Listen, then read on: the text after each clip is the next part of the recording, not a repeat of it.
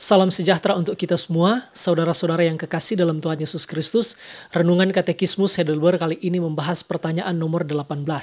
Pertanyaannya, dan siapakah perantara ini yang adalah Allah sejati dan sekaligus juga adalah manusia sejati dan benar? Jawabannya adalah Tuhan kita Yesus Kristus yang dikaruniakan kepada kita untuk membebaskan kita dengan sempurna dan mendamaikan kita dengan Allah. Matius 1 ayat 21-23, Lukas 2 ayat 11, 1 Timotius 2 ayat 5, 1 Korintus 1 ayat 30. Saudara-saudara yang kekasih, Yesus Kristus sebagai perantara kita adalah sangat jelas telah diungkapkan oleh penulis Injil Matius.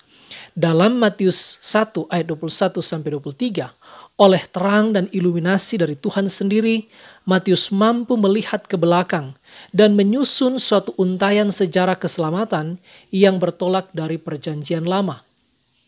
Jadi, soal perantara tersebut bukan hal yang muncul secara tiba-tiba, tetapi jauh sebelum itu sudah ada dalam rencana Allah.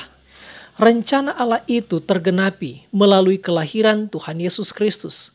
Berita mengenai kelahiran Tuhan Yesus diberitakan oleh malaikat sebagaimana dicatat oleh Matius dan juga Lukas dalam Matius 1 ayat 21-23 dan Lukas 2 ayat 11. Saudara-saudara, Tuhan Yesus Kristus lahir oleh Roh Kudus atau Roh Allah. Itu berarti Ia adalah Allah yang sejati. Allah yang sejati tersebut lahir dalam rupa manusia itu berarti juga adalah Ia adalah manusia sejati. Dalam terang pengertian seperti ini, Rasul Paulus berkata kepada Timotius bahwa Allah itu esa dan esa pula Dia yang menjadi perantara antara Allah dan manusia, yaitu manusia Yesus Kristus. 1 Timotius 2 ayat 5.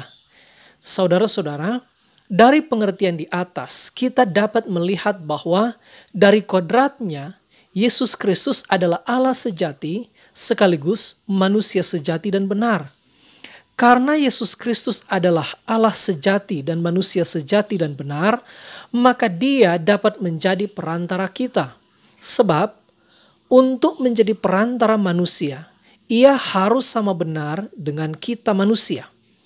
Dalam Ibrani 2 ayat 11 dan 17 diungkapkan dengan sangat jelas bahwa Yesus sama benar dengan manusia. Itulah sebabnya Ia menyebut mereka manusia yang dikuduskan dengan sebutan saudara. Ia menjadi imam besar dan perantara agung bagi kita untuk mendamaikan dosa seluruh umat manusia.